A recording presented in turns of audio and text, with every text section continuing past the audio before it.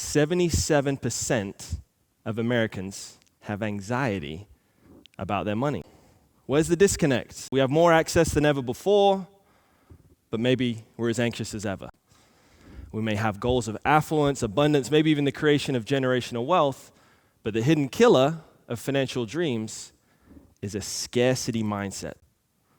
Now, a scarcity mindset brings with it an overall survival methodology. Now, a scarcity mindset generally causes some fear and some anxiety, which statistics have proven, but also leads to short-term focused, hasty decisions around money. It makes it really hard to plan too far ahead or look too far out into the future, which is exactly what we need to do if we value things like wealth, legacy, community, and familial impact.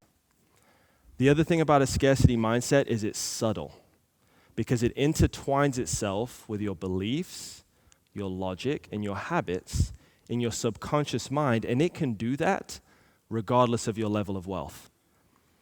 If you were in a situation growing up where money was tight and there was the need to hoard, well, now in adulthood, it's hard to do things like invest in yourself or in external assets, which is exactly what needs to happen if we're ever going to have the opportunity to experience compounded or exponential growth.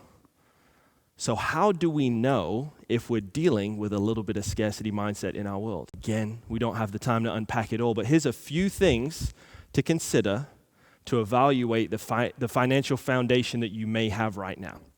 The first is to write down all of your experiences in childhood around money. Then, I want you to write down how you feel about major financial terms: investing, saving, insurance, debt.